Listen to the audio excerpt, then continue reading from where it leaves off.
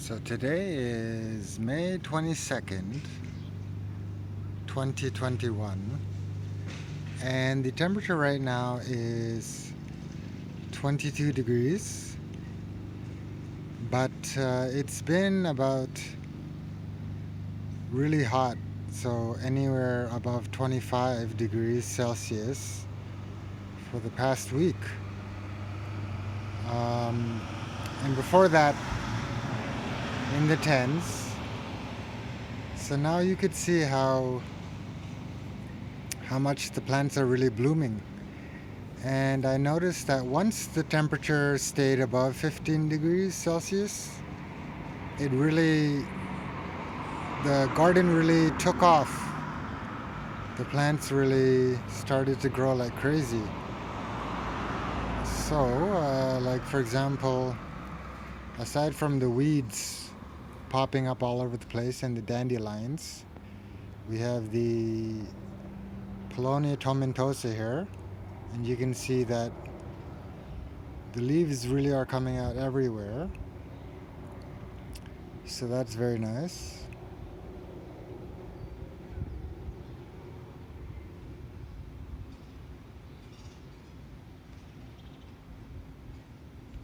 And it should put on some good height. We have the Ailanthus altissima, which has already put on about 20 centimeters of height, coming along nicely. And behind it there's Asparagus, which a month ago only one shoot came up, but now you can see that there are four shoots, and we didn't harvest them. Two different crowns of asparagus, so we'll just let them grow. Not enough to harvest and eat. There's the other Polonia that I have. It's coming along nicely. And there's a really tall ash that volunteered itself. So it is very high. It's almost 3 meters now. So that's pretty cool. And if you look towards the backyard, you'll see another skinny, tall ash right in the middle between the two sheds there. It's not growing as fast as the one I just showed you, but it looks like it has put on a good amount of height. If we come down the side here, well, you'll just see a whole collection of weeds. The white flowered ones, that's garlic mustard, as I mentioned. And if we just look towards the front again, you'll see the collection of apple seedlings in pots, and then behind them Korean pine. They're doing okay, not very fast growers.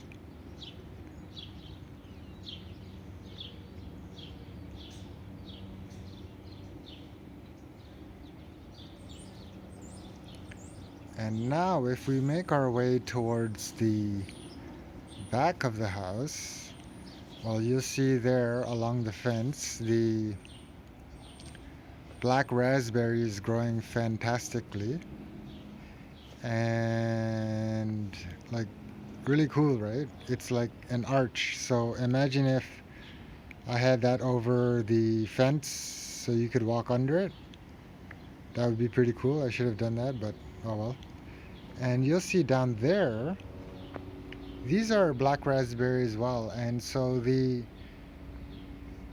tips that touch the ground have spread via root spreading and are now growing out from there.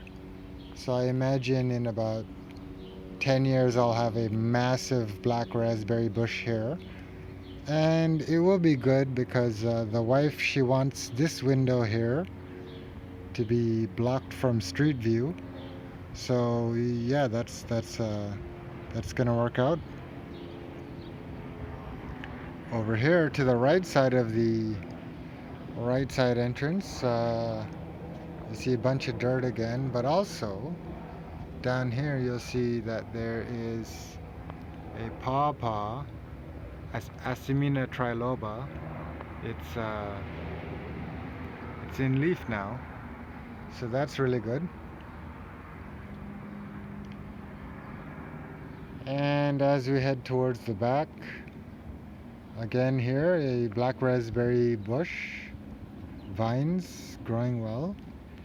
The catalpa right here, that's leafing out. It's a bit slow again, but that's what it is, or it is what it is what they say. There in the garden, right in the middle, that's potato, and to the left of it, that's black raspberry again.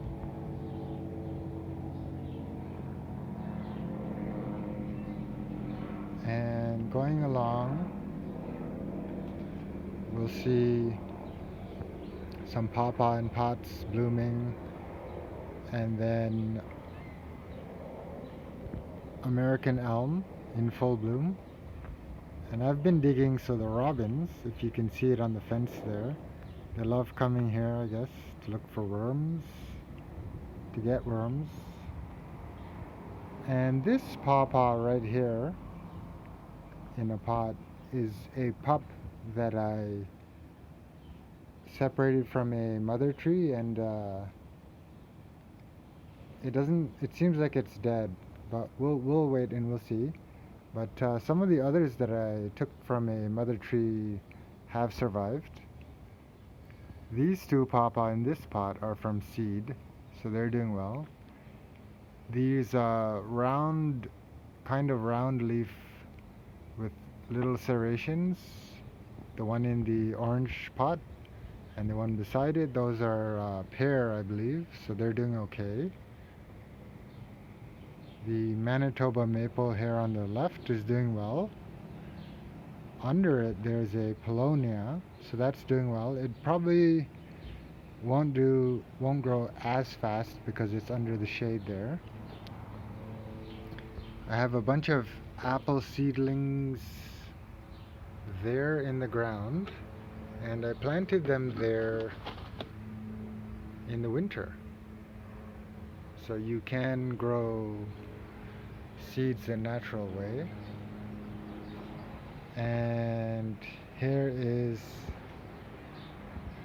another Polonia Tomentosa that I have, and behind it on the shed wall is the Japanese creeper. I forget the official name, but it's finally leafed out and blooming or growing.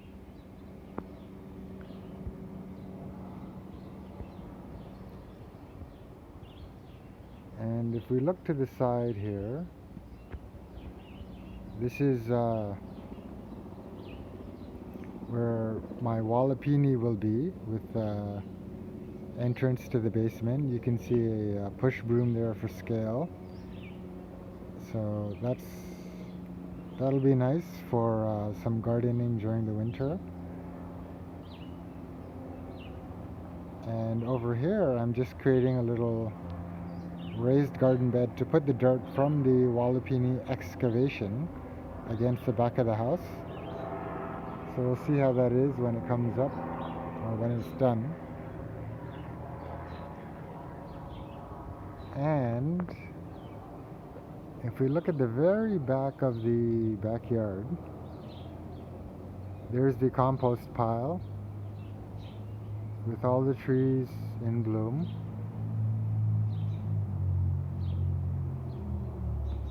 And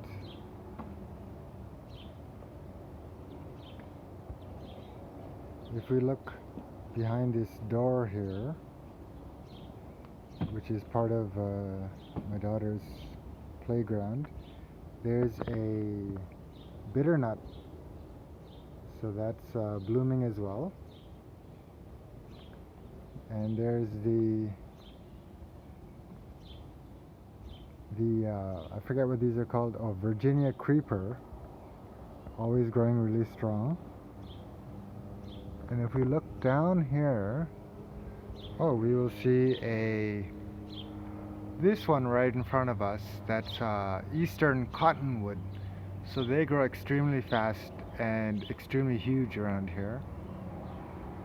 Below that, Virginia creeper again with the 5 leaves, and then below that there's 2 pawpaw that are still in the ground. And there's a tiny mulberry growing. And this is a ash volunteer seedling. And over here there's a maple. I'm not sure what kind of maple it is exactly, but kind of bonsai-esque because of the way the main branch is. You could see it up there as well. And the black locust, or Robinia pseudoacacia, is coming along nicely with its leaves. So it looks like adult leaves now. And then the largest mulberry is leafing out, and oh, it looks like I actually do have the formation of some berries on the branches. Like, wow, I'm impressed. Quite a lot actually, like all over. So, hey, it's pretty good. Because last year we got a total of 2 berries, maybe 5 berries, maybe a dozen berries. And the year before that it was like 2. So now it looks like it's all over. Excited. And behind that tree, I put all these tropical plants on top of the culture pile, which is wood at the very bottom, buried by topsoil and compost and such. Forgot to mention it.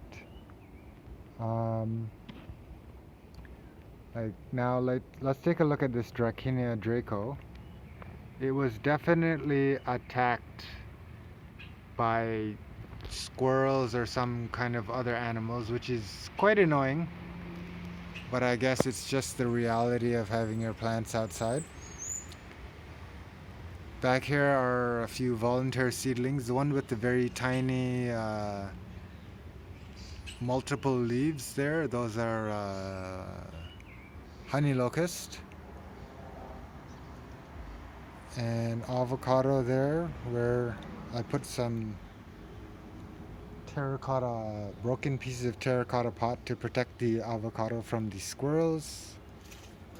And there's actually right here these sticks.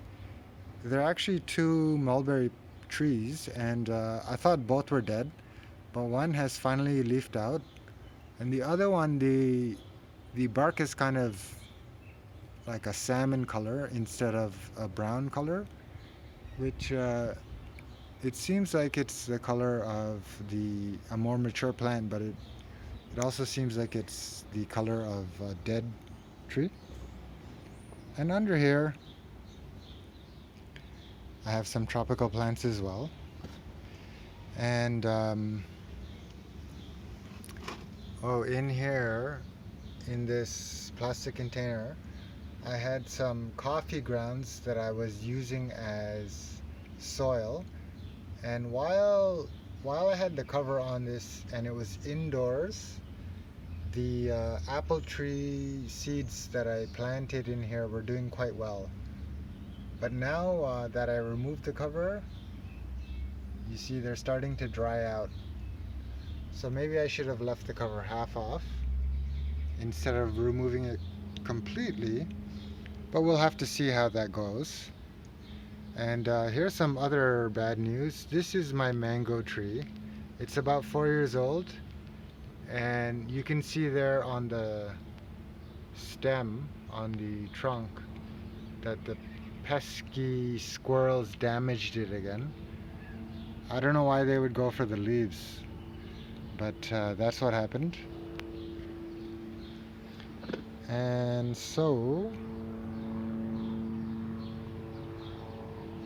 basically that's all for now, and we look forward to seeing some of the new growth. Again, hope you guys are all doing well, and hopefully this pandemic thing is behind us very soon.